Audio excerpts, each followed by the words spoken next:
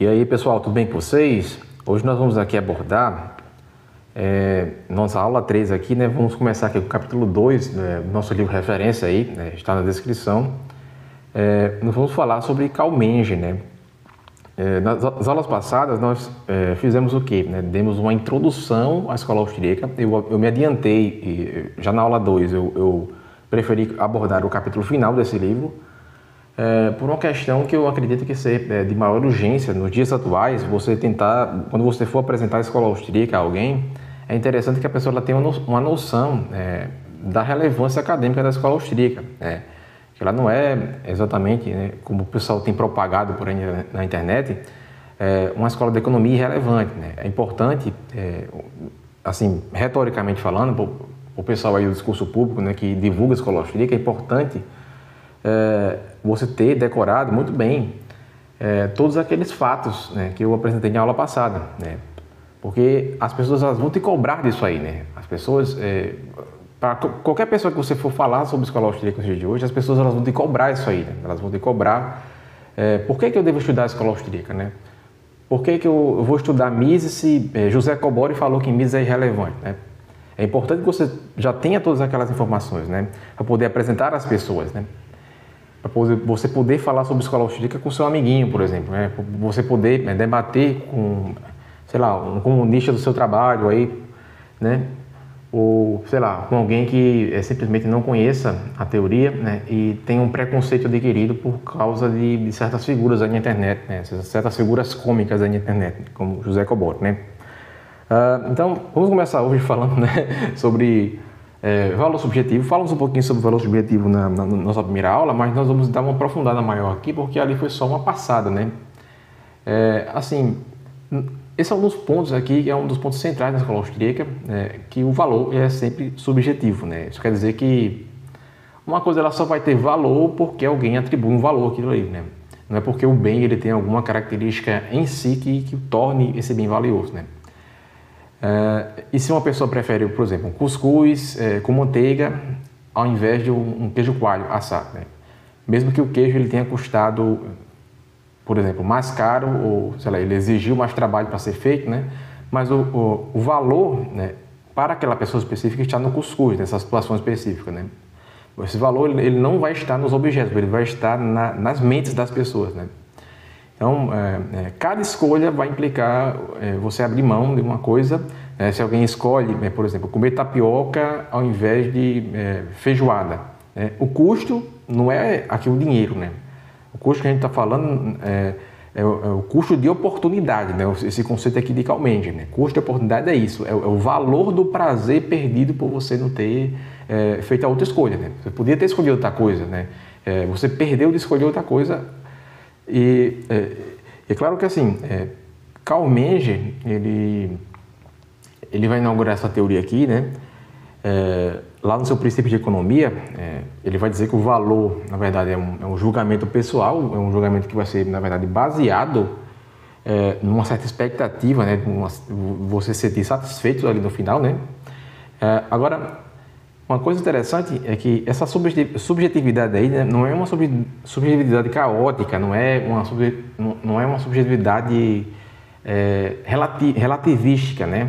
De tipo relativista, né? Como o pessoal às vezes interpreta mal, né? O valor subjetivo na escola austríaca, inclusive eu lembro aqui do debate entre o Murilo Rezende e o Cogos. O Murilo Rezende interpretou que a teoria do valor subjetivo seria nominalista por causa disso, né? Na verdade, Menger ele era um aristotélico. Já falamos isso aí em outros vídeos, né? Menger inclusive fez traduções de Aristóteles, né? Mas assim, essa subjetividade aqui na escola austríaca, ela não é relativística, não é um relativismo, ela não é uma coisa caótica também, né? Ela segue uma lógica que é objetiva, na verdade, né? Ou seja, apesar de nós estarmos falando aqui de subjetividade, e subjetividade, na verdade, é uma coisa que existe também em Aristóteles, né?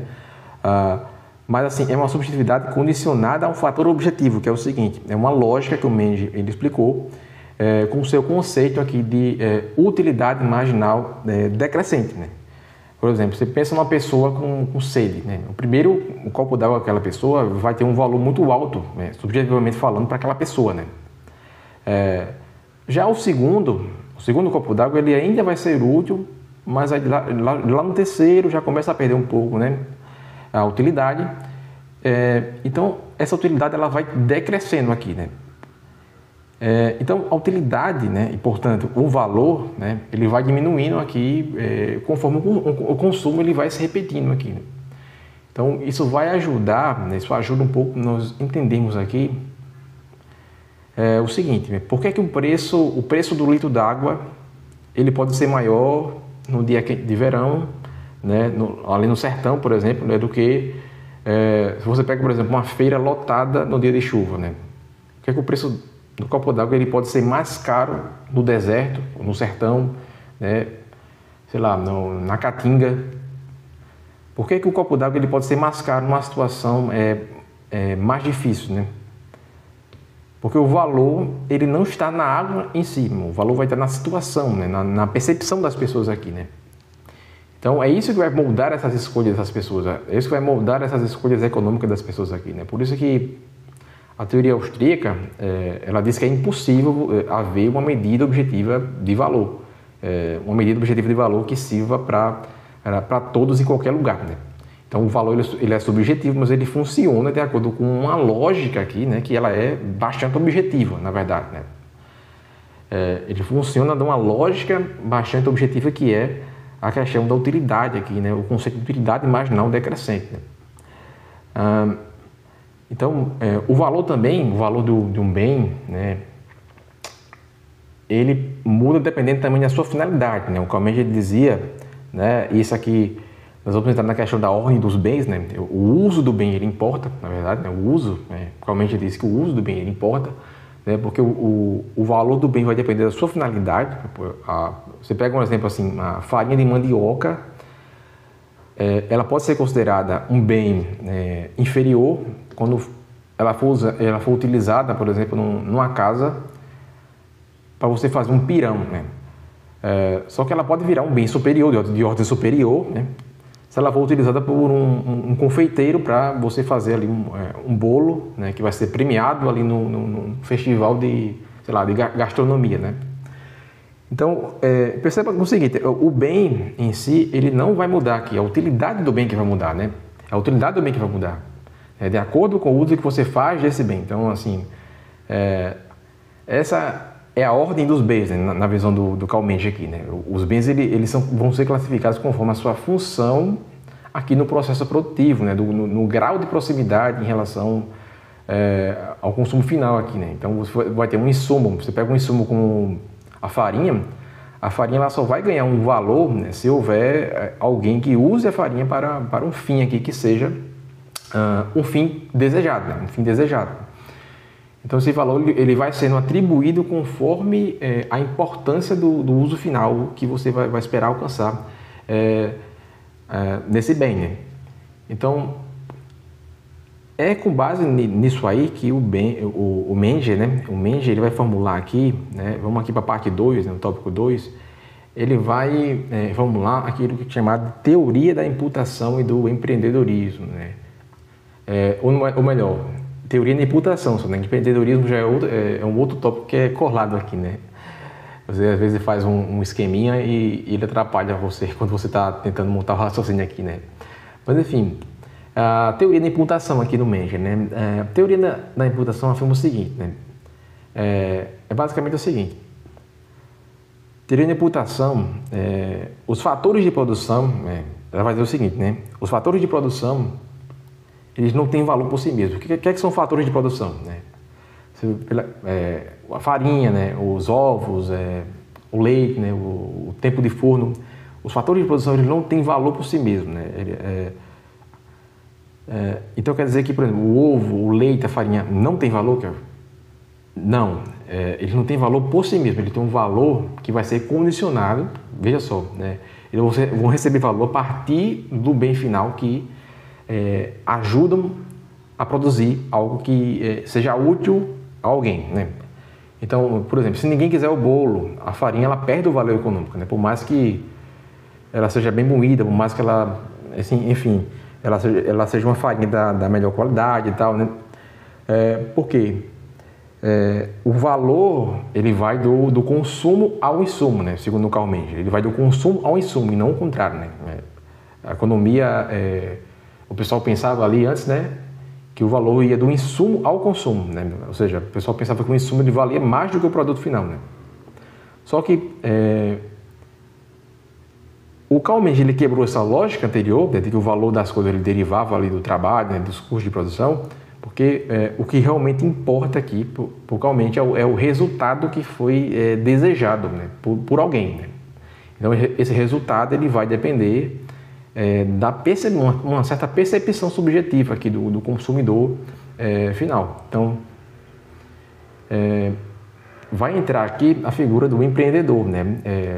Até recomendo que vocês leiam aí Israel Kiss, né? Porque ele que, assim, mais recentemente, quem mais contribuiu para essa questão do empreendedor, para você entender de fato, né, função empresarial, que é uma coisa que é super importante aí você entender quem estuda a questão do cálculo econômico, né, o problema lá levantado pelo Ludwig von Mises no socialismo, né, o que se descobriu era que a função empresarial importa, e os socialistas de mercado, eles conseguiram entender isso, né, à medida que eles conseguiram entender essa parte, né, eles começaram a propor modelos que, na verdade, simulavam a função empresarial, né, porque os marxistas eles não entenderam qual era a importância da função empresarial. Eles achavam que era possível, sei lá, qualquer pessoa substituir a figura do empresário. O empresário era um parasita, ele estava ali só ocupando um lugar, né? E, na verdade, Carl Menger e o pessoal da escola austríaca vai dizer que não, né? O empresário, na verdade, ele é um sujeito, ele vai tentar adivinhar, né, qual que é a capacidade, qual que é o talento, né, ou a habilidade do empresário, né? Ele vai tentar adivinhar o que é que as pessoas elas vão querer no futuro, né? Um bom empreendedor, por exemplo, ele pode perceber que a população está começando a preferir suco natural a refrigerante, por exemplo. A população começou a se conscientizar mais, né? E o pessoal agora está preferindo suco natural a refrigerante, né? Então, ele vai começar a investir em frutas regionais ali. Ele vai montar um pequeno negócio, vai começar a vender suco, né, natural. E se ele acertar na previsão, ele vai lucrar, né? Mas se ele errar na previsão, se ele, por exemplo, se ele vir um sinal de mercado, né, o pessoal possivelmente preferindo suco natural a refrigerante. Na verdade, ele lança o produto. Na verdade, ele descobre que o que ele tinha percebido era uma percepção falsa, né? O negócio dele deu errado, ele vai ficar no prejuízo, né? Então, o que acontece, né? O empreendedor ele tenta antecipar o que os consumidores eles vão valorizar, ele organiza os meios de produção conforme essa previsão que ele faz, né? Então, é por isso que o lucro, né? O lucro para o empreendedor vai ser aqui o prêmio, né? Vai ser o prêmio pelo acerto na interpretação, né? E o prejuízo vai ser o castigo por esse erro de interpretação também, né? E aí, na economia austríaca também, né, vamos aqui para essa questão de...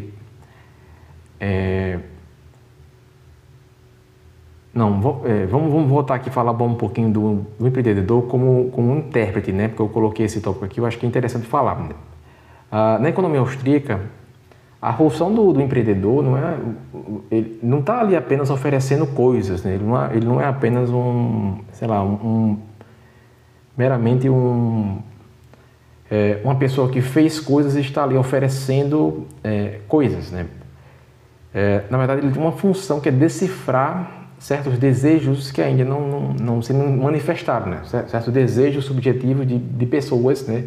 Que muitas delas ele não conhece, né? Ele tem uma ideia geral, né, das preferências daquelas pessoas, mas ele não sabe exatamente, né, porque muitos daqueles desejos não foram manifestos ainda. Ele precisa escolher os insumos corretos. Se ele não escolher os insumos corretos, ele pode sair em prejuízo, né? Ele precisa escolher os insumos corretos para prever as preferências futuras, né? Ele precisa articular toda a produção em torno disso aí, né? O valor das coisas que ele produz não vai vir ali na matéria-prima, não vai vir do trabalho isoladamente, né? Vai vir, na verdade, numa capacidade dele acertar um nexo causal, né, entre o meio e o fim, né? Você pega, por exemplo, um produtor de chapéu, né? Ele pode enriquecer seria antever que esse item, né, um tipo de chapéu específico, ele vai virar moda entre turistas, né, que estão vindo aqui do Brasil, né?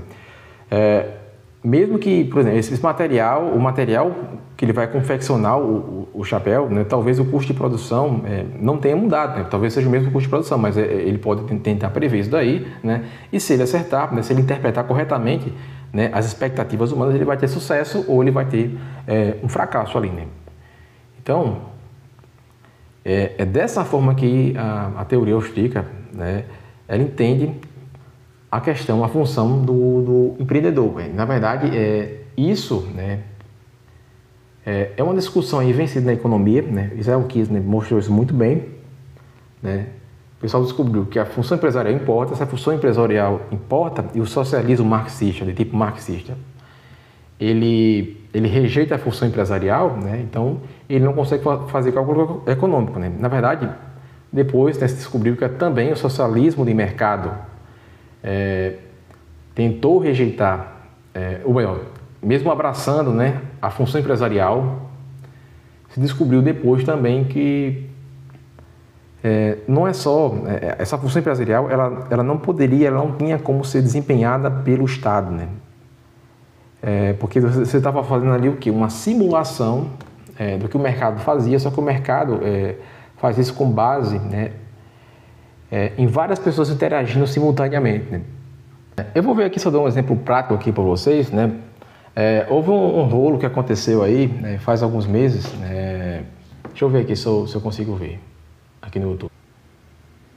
Esse é um vídeo aqui que eu cheguei a ver, pessoal, do Pedro Assad, né, que ele tem uma plataforma aqui, né, que ele ensina o pessoal a passar no Enem, né? Ele já passou 5 vezes em medicina, né, e a profissão dele aqui atualmente é ensinar o pessoal a passar também, né? E aí ele comentou o vídeo aqui do professor Rafael Procópio, né? Veja só, o professor Rafael Procópio, ele estava quebrando financeiramente, ele até mostrou aqui as estatísticas do canal dele, né, o algoritmo e tal. E o Pedro Assad, ele entrou em contato com ele gravou um vídeo sobre ele, o Rafael Procópio, né? Ele, inclusive, ele reagiu ao vídeo dele, né? E eles entraram em contato, inclusive, e o Pedro Assad, ele deu uma ajuda a ele, né? Porque o que acontece, né? E o Pedro Assad, inclusive, ele deu muitas dicas de empreendedorismo ao Rafael Procópio, porque ele tinha muita coisa que ele não sabia, né? De marketing, assim, ele teve que basicamente se reinventar para poder conseguir, né, o canal dele voltar ao que era, né? Voltar a dar muita visualização, né? Voltar a ele conseguir viver da monetização também do canal, né? E esse aqui é um exemplo prático, né, de como a figura do empreendedor, ela não é uma coisa qualquer, assim, não é como o Lenin, né, naquele livro, o The State and Revolution, ele tenta colocar como se fosse só você substituir a figura do empresário por um gerente, por exemplo, né? Não é só isso, né? O empreendedor, ele precisa acertar, né? Ele precisa fazer uma leitura ali dos desejos das pessoas, né? O que as pessoas estão precisando ali, né? O que as pessoas estão querendo, na verdade, também, né? Para poder gerar esse alcance, né? Claro que, assim, algoritmo ajuda, né? Matemática muitas vezes pode ajudar, mas como nós estamos lidando com um fenômeno que é subjetivo aqui, né? Mesmo que você faça todos os cálculos corretamente, muitas vezes pode acontecer de você simplesmente não conseguir, né? Então vamos voltar para nossa... É isso, né? Temos que falar agora aqui também da oferta e da demanda austríaca especificamente, né? Da escola austríaca especificamente, né? A curva de oferta e demanda na escola austríaca. Por quê? Porque, veja só, pessoal, a teoria austríaca da oferta e da demanda, ela é bem diferente de como os neoclássicos aí, eles enxergam a lei da oferta e da demanda, né? Por quê? Porque os outros economistas, eles pensam que existe uma curva fixa aí, né? Uma curva fixa com uma fórmula matemática, né? Só que para os austríacos aqui, isso não faz muito sentido, porque as curvas de oferta e demanda, elas não são uma coisa, né, que está lá fora no mundo, né? Elas são reflexos, na verdade, de ações humanas, né? elas existem porque as pessoas elas agem com base nos seus desejos aí, né? O Homo agens, ele é uma coisa que não surgiu ali só com Mises, entendeu? Já é coisa do Carl Menger ali, né? Então gera um pensamento geral ali da escola austríaca, gera um pensamento que também rolava na economia da época do Mises, né? Só que assim, na verdade, a ideia aqui é o seguinte, né? Que essas curvas de oferta e demanda, elas são reflexos das ações humanas, elas existem, né? Porque existe o agir humano, né? A ação humana, né? E essas pessoas elas vão agir aqui, né? Não adianta você tentar prever o comportamento das pessoas, né? Nessas curvas como se fossem, você estivesse lidando ali com a lei da física, como se fosse uma espécie de engenharia, né? Não adianta você tentar prever, né? Você pode tentar prever, pode ser útil você prever, né? Você pode obter alguns resultados prevendo, talvez seja melhor você tentar calcular, né, do que não calcular, mas esteja preparado para o erro aí, né? Esteja preparado para o erro, né? É isso que a escola austríaca está dizendo, né? Então, são essas estruturas aqui, pessoal, elas mudam muito o tempo todo, né? Elas são representações do que as pessoas querem, né? O que as pessoas querem pode mudar, né? Muitas vezes, né? Então, assim, se você tem aquela ideia assim, de que o valor das coisas ele pode ser fixado com base no custo do trabalho, né? Que isso sim, né? Isso sim é marxismo, né? Que o que o Avelino ele quis dizer, né? E ele não soube dizer, né?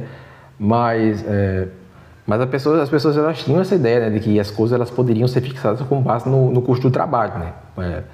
Por exemplo, se entendia, né, que um mesmo sapato ele pode custar R$300 em uma loja, R$100 em outra, né? O consumidor ele vai dar mais valor por R$300 se ele achar que ele vai durar mais ou se ele confiar mais na loja. Só que assim, a questão é que o valor ele não está exatamente no material em si, ele está na percepção da utilidade para aquela pessoa, né? E essa percepção ela vai depender do contexto, né? Vai depender do contexto, vai depender da experiência passada, vai depender da expectativa, né? E isso, na verdade, isso aqui é o contrário do que o Marx ele dizia com a teoria do valor do trabalho, né?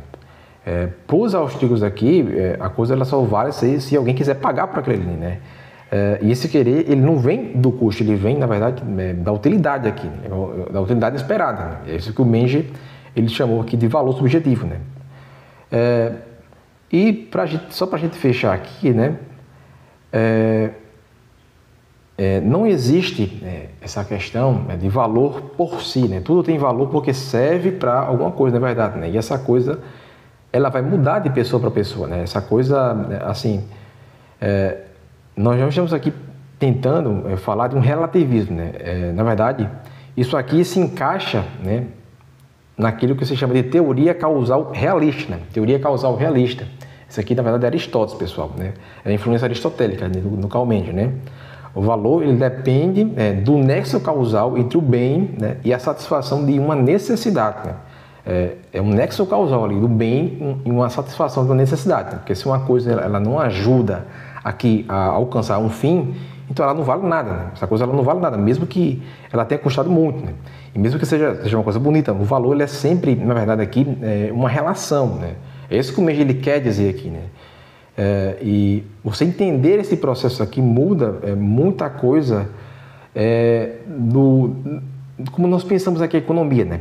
A economia ela não é um monte de gráficos aqui, não é um monte de médias aqui, mas ela é uma ciência da ação humana concreta, né?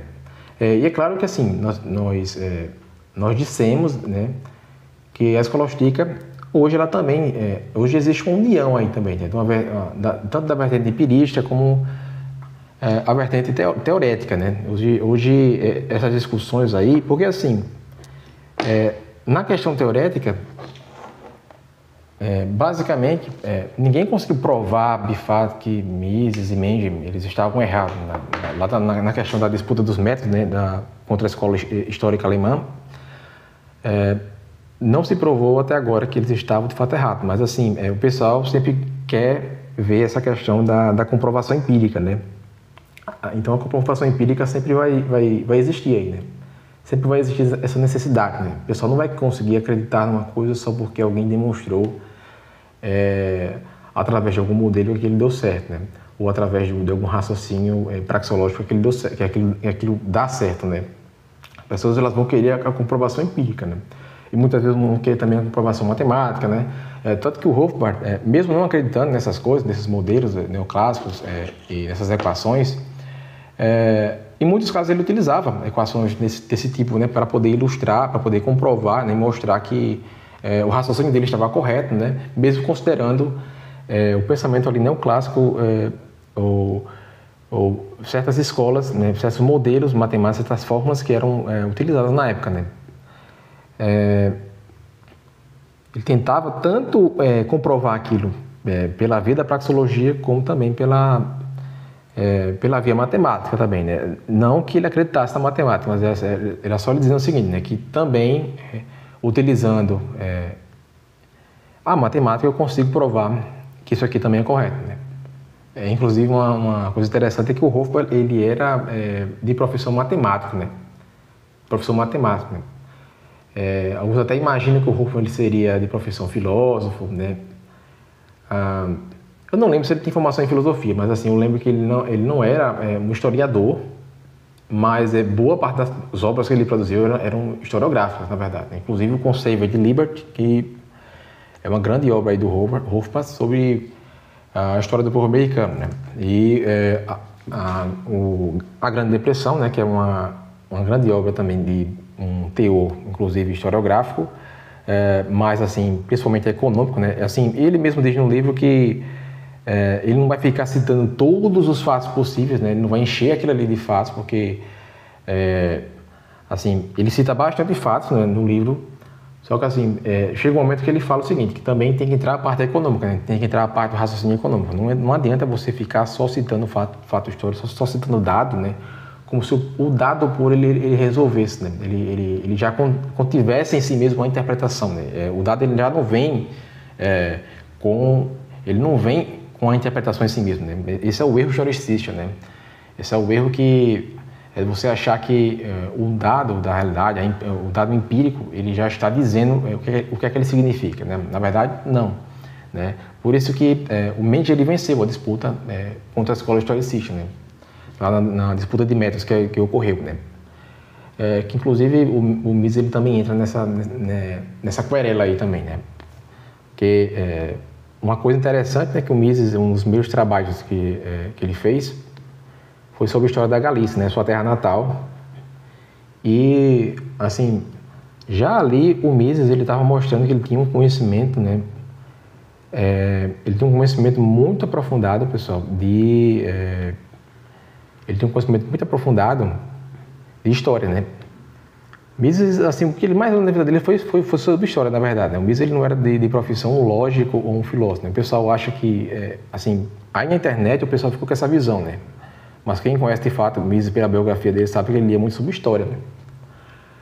E os primeiros trabalhos deles eram trabalhos historiográficos, na verdade, né? Mas é isso, né? O Mendes aqui estava defendendo, na verdade, uma teoria causal realista, ok, pessoal? Uma teoria causal realista. Mas é isso, essa questão da curva da oferta e demanda austríaca vai refletir esses desejos humanos aqui, né? E já a questão do preço, né? Essa questão, tópico 3 aqui, né? Preço, mudança dinâmica, né?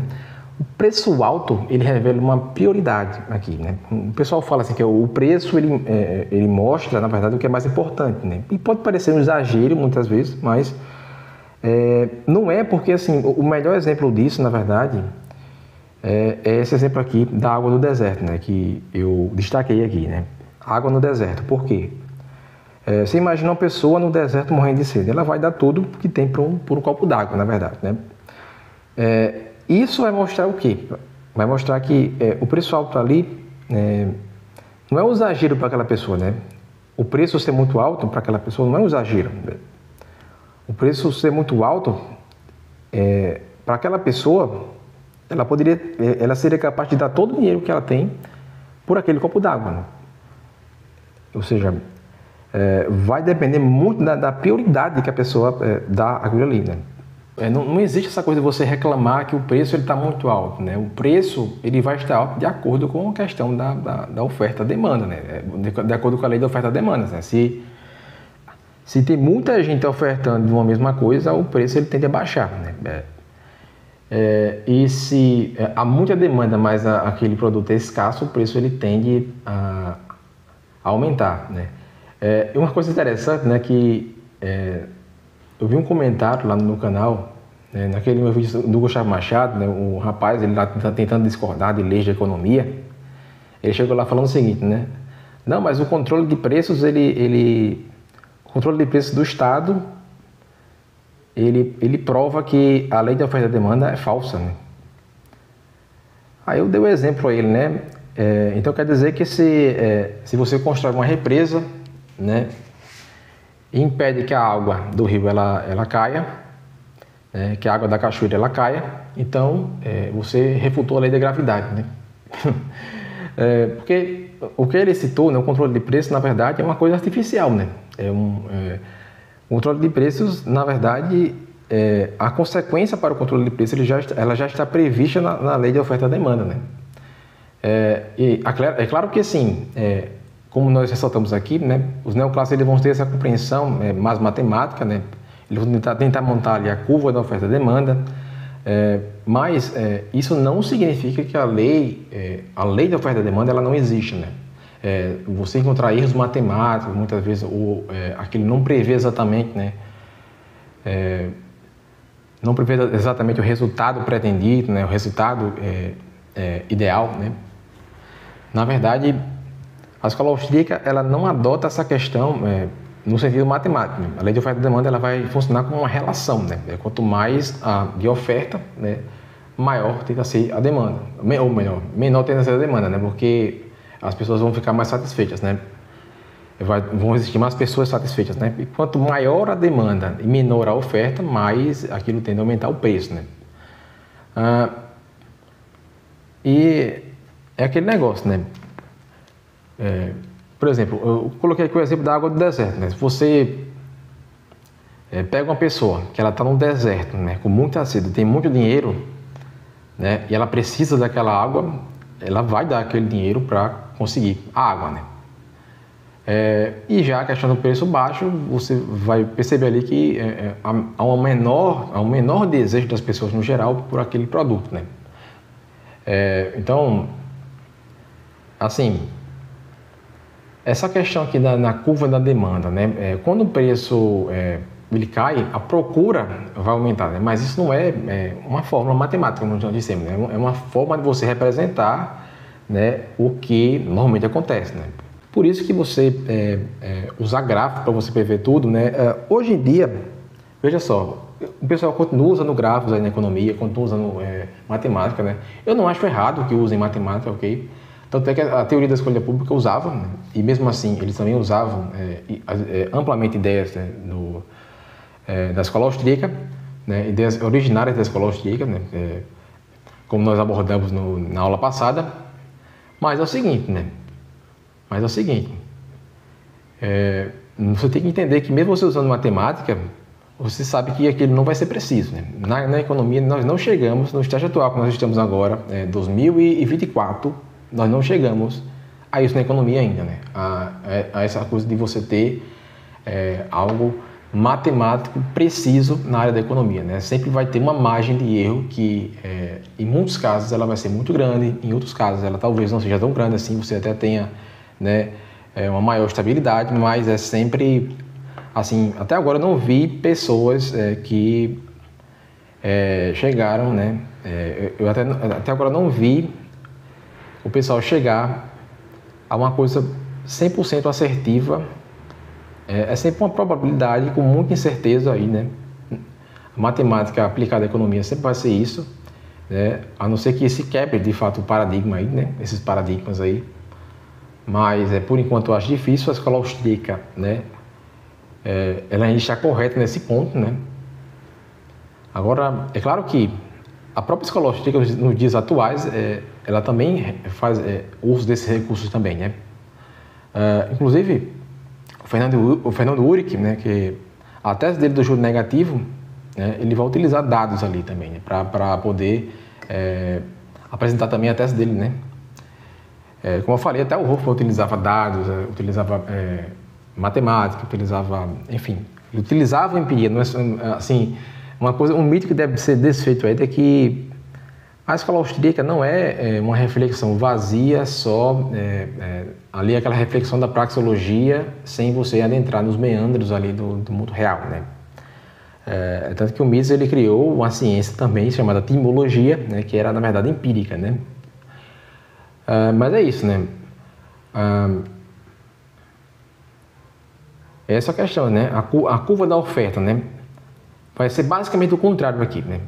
Quando o preço ele sobe, mais gente quer vender, né? Você pensa aí, por exemplo, o caso de um produto agrícola. Se o quilo do tomate ele está muito barato, né, o produtor ele não se anima para comprar, né? Ou melhor, para vender, né?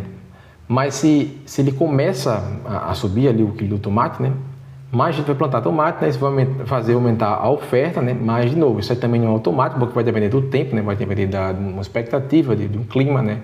Vai depender de um custo de produção, né? Então, isso vai entrar muito nesse cálculo que o produtor faz, né? E o mais importante é nós entendermos o seguinte aqui, né? Tanto a oferta quanto a demanda, elas vão ser respostas puramente humanas aqui, né? Elas vão ser decisões, elas não vão ser fórmulas, né? Matemáticas, como nós dissemos aqui, né? Mas isso é basicamente o que o pessoal da economia tradicional tenta empurrar, né? Essa ideia do mercado sempre tender ao equilíbrio, né? Ao equilíbrio geral, né? Que é uma ideia que, inclusive, praticamente, assim, a maioria dos marxistas na internet, eles estão errando isso aí, né? Eles estão errando essa parte aí, né? Do equilíbrio geral, né? Eles estão imputando isso à escola austríaca porque eles colocam a escola austríaca no mesmo baralho dos outros liberais aí, né? E a escola austríaca ela é contra a teoria do equilíbrio geral, né? Uma coisa engraçada, inclusive, né? O Gustavo Machado já falou isso, Elia já falou isso, né? Um dos vídeos mais recentes aí do Gustavo Machado é contra, né? Criticando, né? O uso de modelos, né? O uso de agregados na economia, por exemplo, o PIB, né? O IPCA, né? O uso de certos índices aí, né? Para tentar revelar algum dado econômico ali, né? Que é uma crítica que a escola austríaca já fazia há séculos, né? Séculos ou décadas aí, e ele não se atentou a isso, né? Não se atentou, né? Então, ele não se atentou que é isso que os austríacos dizem, né? Essa questão do mercado que vai funcionar como um processo de descoberta, né? Que ninguém tem nem todas as informações aí, né? Ninguém vê o quadro completo aqui, né? É como se fosse uma conversa entre pessoas que falam idiomas diferentes, né? Um fala francês, outro responde espanhol, né? E os dois vão tentando ali se entender, né? Hoje eu vou tentando se entender, né? Basicamente isso, né? O mercado é isso, são várias pessoas tentando entender umas às outras, né? Mas todas partindo de informações limitadas, né? Então, desde você pega assim, um pequeno empreendedor, né? Você pega uma empresa gigante, né? Todos vão estar envolvidos nesse mesmo processo, né? Vão estar envolvidos nesse mesmo processo aí de tentar prever quais são os aspectos, tentar prever o que é que quais são os desejos, né, que ele tem que satisfazer ali para poder conseguir ter um retorno, né? E assim, justamente por causa dessa confusão constante aqui, né, na área que acontece aqui na área da economia, na área da história, na área da sociologia, né, que é importante ressaltar, gente, sempre que o empreendedor é uma figura chave aqui, né? Um dos motivos principais de por que o socialismo, o cálculo econômico do socialismo é impossível é porque o pessoal descobriu essa questão da função empresarial, socialistas de mercado, né, eles entenderam a importância da função empresarial, só que acontece, né? Marxistas quando negam isso, né, Lenin negou isso, os marxistas quando negam isso, eles não entendem o que está acontecendo, né? Inclusive os socialistas de mercado, eles até erraram também essa questão porque eles tentaram substituir a função empresarial pelo Estado, né? O Estado simulando uma função empresarial, né? Ou seja, o Estado ele ia atuar de uma forma que ele funcionasse como o mercado, né? Era basicamente o socialismo de mercado, né? Os caras que tentaram aí refutar Mises, Oscar Lange, que foi o principal, né? Basicamente era tentar imitar aquilo que o mercado já fazia naturalmente, né?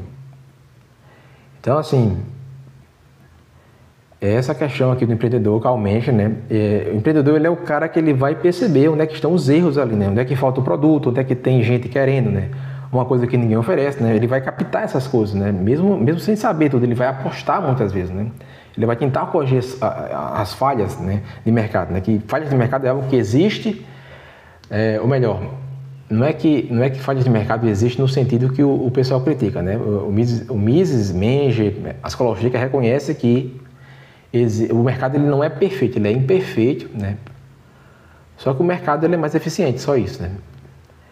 Então, essa ideia que o pessoal propaga por aí, né? Que, um outro mito que o pessoal propaga, assim, seria muito interessante, né? Um projeto aí, né? Alta linguagem, sei lá, alguém embarcar num projeto mesmo de tentar desfazer mitos, né? Mitos sobre a escola austríaca da economia, né? Porque eu já escutei, só ontem mesmo, rodando alguns posts aí na internet, eu já escutei muita coisa que, sinceramente, tem gente que acredita que a escola austríaca defende que o mercado ele é perfeito, né? Não tem falha nenhuma, né? O que é um mito. Tem gente que acha que o Mises desconsiderou, né, sociedades que vinham dos campos, porque ele falou que o socialismo não conseguiria calcular preços, né? Mises não desconsidera o escambo, ok, pessoal? Na sua crítica ao cálculo econômico, socialismo, né? Ele só disse que numa sociedade onde há divisão de trabalho, né? Essa questão aí do escambo é uma sociedade muito simples, né? Isso é para sociedades em que muitas vezes você não vai ter divisão de trabalho ou você não vai ter uma divisão de trabalho tão complexa assim, né? Mas quando você parte para sociedades mais complexas, sociedades que industrialmente aí avançadas, né, com uma divisão de trabalho muito complexa, né, é necessário você ter ali uma moeda, é necessário você ter uma unidade de conta, né, é necessário você ter uma forma de você estabelecer como vão ser esses preços aí, né, para você poder alocar os recursos adequadamente, né. É basicamente isso, né. Então, essa questão assim, do equilíbrio é algo que nunca chega de fato, né? Os austríacos eles até acreditam no equilíbrio, mas ele é subjetivo, né? Assim, do próprio agente em relação ao produto que ele está valorizando, né? Assim, existem alguns austríacos aí, eu já citei, inclusive o Isaiah Kirchner, né? Que é o indicado ao Nobel aí. Isaiah Kirchner, diferente dos demais austríacos, ele até acredita, né, no equilíbrio geral. Né? Mas assim, isso é uma divergência pontual dele com relação a todos os outros austríacos, ok? E é uma questão que eu queria até investigar um pouquinho mais profundamente depois, né? O Zé Kirchner aí, né? Para entender de fato quais são os motivos que ele alega, né? E se eu concordo com esses motivos, né? Eu queria ver de fato assim, o paper do Zé Kirchner sobre isso, né? Mas assim, a escola austríaca como um todo não adota equilíbrio geral, né? Porque a escola austríaca acredita que sempre existe alguma coisa mudando, sempre tem pessoas novas entrando no mercado, sempre tem tecnologia nova, né? Sempre tem gostos, os gostos das pessoas estão sempre se modificando, você tem muita informação que só chega depois, né? Então, o que importa muitas vezes não é você chegar num ponto fixo aqui, né? O que importa, na verdade, é essa capacidade no ser humano ele se adaptar, né? Os austríacos eles estão batendo muito nessa tecla, né? No ser humano ele se adaptar, né? E aí entra um conceito também aqui, né? Vai entrar um conceito chamado ordem espontânea aqui, né? Ordem espontânea. Que na verdade, assim, vamos baixar aqui. Essa questão do equilíbrio geral, nós já passamos aqui, né? Sim, vamos aqui para o tópico 5, né? Ordem espontânea e individualismo, né? Ordem espontânea, aqui com Menger, né? O que é que o Menger ele diz? O Menger ele vai dizer o seguinte, né? Certas instituições, como o dinheiro, né? O dinheiro vai ser tido como instituição aqui. Certas coisas elas surgem sem ninguém planejar, de fato, né? Não houve uma reunião, não houve um decreto, né? Essas coisas elas foram surgindo porque as pessoas elas vão começar a usar algumas coisas como meio de troca, né? Ou seja, aquilo ali foi sendo aceito, né? Aquilo ali foi ganhando valor, né? Do mesmo jeito que Muitas vezes as gírias elas aparecem dessa forma, né? As filas elas se organizam, mesmo sem você ter uma placa, né, pedindo para as pessoas se organizarem ali em uma fila. A fila ela acontece dessa forma, né? Você sabe que você tem que respeitar a fila porque é algo que meio que é um comportamento que surgiu naturalmente na sociedade, né? E essa ordem ela nasce do comportamento dos indivíduos, né, sem que ninguém de fato precise mandar, né? É o que os austríacos eles chamam de ordem espontânea, isso aí, né? E o mercado ele é exatamente isso, ninguém manda no mercado, né? Mas todo mundo vai responder ao mercado, né? Então, para que essa ordem funcione, é essencial que existam regras, né? E a principal delas, segundo o Calmeng, aqui vai ser o direito de propriedade, né? Se você não sabe o que é seu, né? Você não tem como negociar, né? Se não existe propriedade, não existe negociação, né? Se o seu carro ele pode ser tomado a qualquer hora, você não tem como vender e comprar um carro com segurança, né? O direito de propriedade ele não é só, ele não é só uma regra jurídica propriamente, né? Na verdade, ele é a base para qualquer troca funcionar. Direito de propriedade não é só uma questão jurídica, né? Os marxistas também reduzem, né, propriedade a isso, né? Muitas vezes eles até querem diferenciar propriedade de propriedade privada e propriedade pessoal, né? Mas isso é uma questão semântica muito, muito rasa, porque se a propriedade ela não é coletiva, né? Ou seja, se aquilo não é de outra pessoa e se aquilo de fato é você que usa e não outra pessoa, aquilo é seu, né? Então é propriedade privada sua, né? Agora, uma diferença que eu acho que é o que eles querem dizer, né? E eles não conseguem de fato, né? Porque até semanticamente privado e pessoal é quase que a mesma coisa. Uma diferença que é o que eles querem dizer é a diferença entre propriedade privada dos meios de produção e propriedade privada, né? Aí já é diferente, né? Mas isso é um conceito que os marxistas eles usam como se fosse só a linguagem deles que fosse universal, né? E a linguagem inteira da economia, porque assim a economia neoclássica, os liberais, os institucionalistas, neo-institucionalistas, todo mundo usa, ninguém adota esse conceito de propriedade pessoal, essa diferenciação de propriedade pessoal e propriedade privada, né? Mas isso aí é uma coisa que eu vejo só na internet, para falar a verdade, né? Ninguém tenta fazer essa diferenciação na economia, na microeconomia, ninguém usa isso aí, ok? Ou pelo menos ninguém que eu conheça, né? Não é uma coisa assim amplamente utilizada, né? Que na verdade, né, segundo aqui o Calmeng, o direito de propriedade, né? Se você não sabe aquilo que é seu, né? É óbvio que você não tem como fazer negociação com aquele produto, né?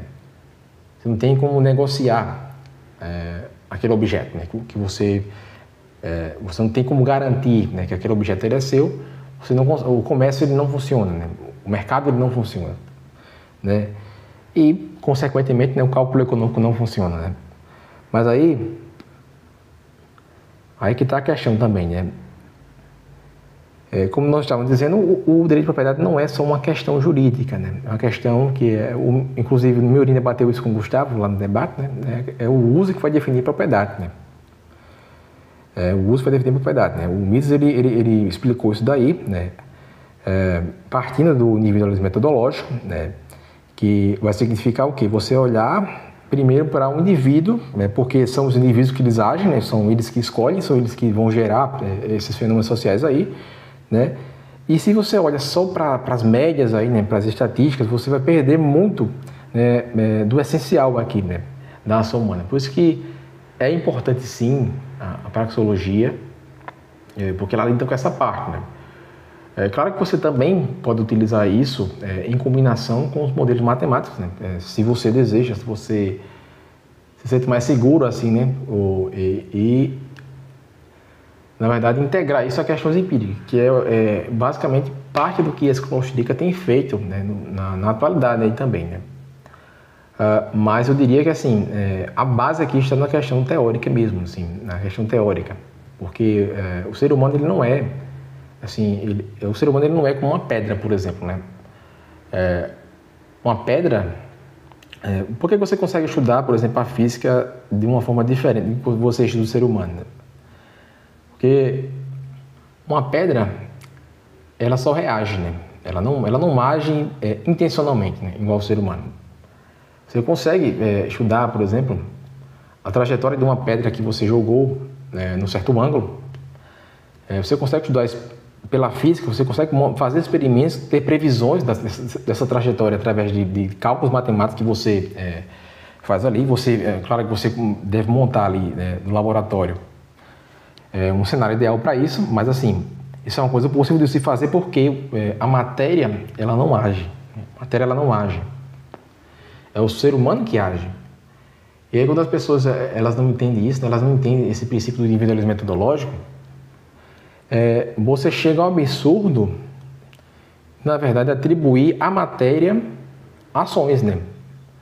O Gustavo Machado, debatendo com o Flávio Morgan, ele chegou ao absurdo de atribuir, né, ao capital, né, uma ação, um capital como se ele fosse um sujeito, né, que tivesse intenções, né, e tivesse ações. Na verdade, o que está por trás do capital são pessoas, né? São essas pessoas que elas têm intenções e elas praticam ações para atingir essas intenções, né? Não é o capital em si, né? É claro que essas pessoas elas estão envolvidas no capital, mas assim, o pensamento marxista, né, se você colocar ele nos termos corretos, aí você basicamente entende que eles estão dizendo que é a matéria que está agindo, né? O que é um completo disparate, né? A matéria ela é inanimada, ela não age, na verdade, né? Eles acreditam que, na verdade, o ser humano ele está simplesmente reagindo ao que acontece no plano material, né? Se o ser humano está simplesmente reagindo, então o ser humano ele é como se fosse uma pedra, né? Ou seja, e a pedra é como se ela fosse o ser humano, né? A pedra seria como se ela tivesse intenções, né?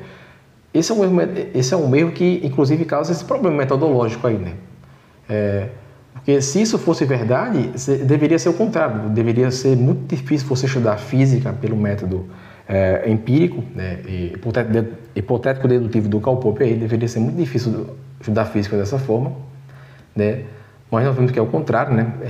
É difícil você estudar o ser humano, você fazer previsões com seres humanos, porque justamente o ser humano ele é essa coisa mais imprevisível, né? A subjetividade humana é uma coisa que muda, inclusive você muda o resultado da previsão simplesmente pelo fato de você prever, né?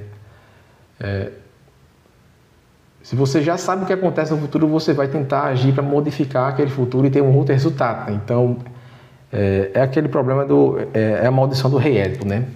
Então, na verdade, quando o pessoal tenta fazer previsões matemáticas aí, a economia ela é tão complexa que isso vai mudar, inclusive, coisas como, por exemplo, né, a motivação das pessoas, né? Se as pessoas elas sabem que o resultado vai ser X no futuro, talvez as pessoas que apostariam, né, num determinado ativo, elas não vão mais apostar, né? Porque elas sabem que aquilo não vai dar bom, né? E se elas não soubessem disso, elas talvez apostariam, né? Então, é tão complexo tentar prever o futuro do ser humano, né, que assim, nós só podemos tentar fazer algumas coisas, tentar usar alguns modelos matemáticos, né? Usar algumas equações que cheguem a algum resultado aproximado para algumas necessidades práticas, né? Mas não uma coisa que você consiga de fato assim, prever mesmo, né? Esse é um problema epistemológico aqui que até os dias atuais, né, 2024, ele continua aí insolúvel na área da economia, né? Até, assim, quem sabe, né, algum dia surge alguém que quebra esse paradigma aí de fato, né? Mas até agora não quebraram, né? Até agora, inclusive, mesmo o pessoal aí da econometria, mesmo eles utilizando esses modelos, né, como eu já disse, eles entendem que esses modelos não são de fato uma representação fiel do que é de fato o real, né? Eles usam porque eles acreditam que é útil, né? Acreditam que dali você pode utilizar, ou seja, eles usam por um princípio, na verdade, pragmatista, né? Eles são pragmáticos, na verdade, né? Eles não estão tentando alcançar, de fato, o que é a realidade, né? Mas é isso, assim, por esse motivo que o Mises ele criou a praxeologia, né? Porque A praxeologia ela não foca em fazer previsões, né? Ela foca em entender que toda ação humana vai partir do desejo de você melhorar a sua situação ali, né? Ninguém age só por agir, né? Toda ação ela vai ter um motivo, né? Toda ação ela vai sempre envolver um fim que é desejado, você vai ter meios disponíveis, você vai ter uma escolha ali, né? E essa escolha ela parece simples, só que assim, é uma escolha que vai mudar muita coisa, porque mostra que o comportamento econômico ele não é puramente uma questão mecânica, o comportamento econômico ele é intencional, as pessoas elas não são peças aí no tabuleiro, né? As pessoas elas vão pensar, elas vão escolher, elas vão errar, né? Elas vão aprender também, né? E a economia tem que partir daí, né? E tem um ponto aqui que confunde muita gente, né? Que, assim, nós sabemos que a praxeologia ela não parte de dados, né? Que ela parte de conceitos, que ela vai observar os padrões ali, né? Padrões que já são a priori da ação humana. Ele não tenta prever o que cada um vai fazer, né?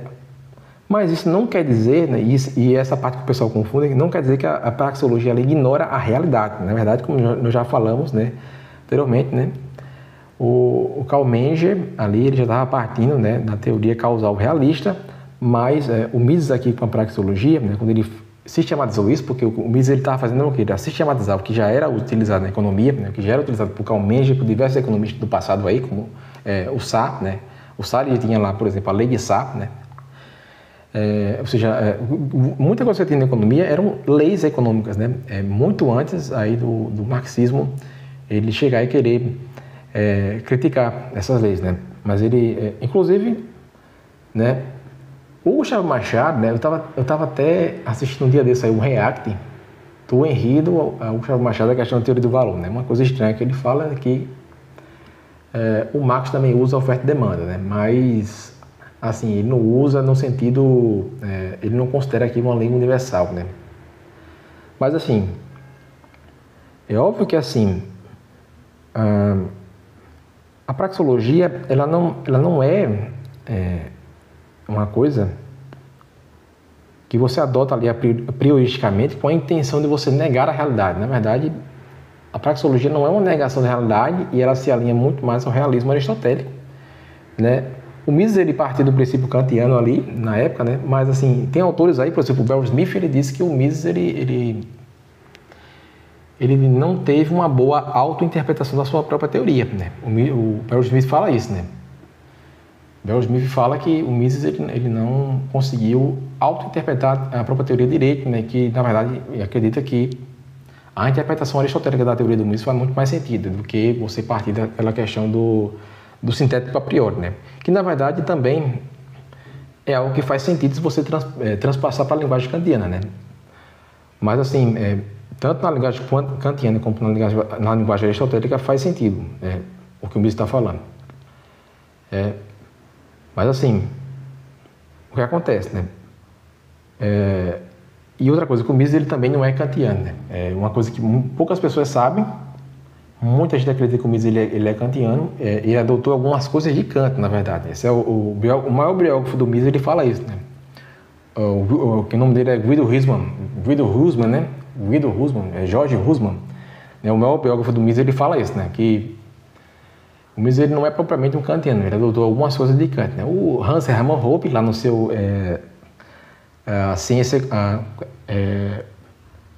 onde ele fala da ciência econômica e o método austríaco, né? Ele é um livro dele que fala sobre praxeologia também. E ele explica lá onde o Mises divergiu do Kant, né? Um processo que o Mises divergiu do Kant foi justamente ele entender a ação como uma das categorias. E a ação ela acontece no mundo real, não puramente no mundo mental, né? Então, já a partir dali, ele já não é mais idealista, né? Ele já não está partindo mais do idealismo, ele está partindo do realismo, né? Então, assim... A intenção da praxeologia é essa, né? Você olhar para a realidade como uma espécie de organismo em movimento, né? O organismo em movimento vai mudar, né? Esse organismo ele vai reagir, ele vai se ajustar ali também, né? E é aquela coisa, a economia austríaca ela não vai tentar congelar o mercado numa espécie de gráfico, né? Ela vai tentar entender, na verdade, o que é que acontece quando as pessoas reais, né? Pessoas de verdade, carne e osso, né? Por isso que não é idealismo. A escola austríaca ela vai tentar entender como é que essas pessoas reais elas fazem escolhas reais em situações reais. Né? Para isso ela não vai utilizar só da praxeologia, obviamente, né? E sim também de outras disciplinas acessórias aí, como a etimologia, né? Que vai abordar mais a parte psicológica, né? A própria história, né? Que o Mises ele atribui o papel ali de Westerhen, né? Que é o papel da compreensão, né? A história é a parte da compreensão, a praxeologia, né? A ferramenta principal da praxeologia, né? É a concepção, que é uma outra palavra em alemão lá que eu não consigo lembrar agora, né? Mas a praxeologia é a concepção, né? A função da praxeologia é a concepção, a história é a compreensão, né? A etimologia vai ser a questão psicológica, né? Ou seja, eles vão, assim, a etimologia não é propriamente um ramo da psicologia.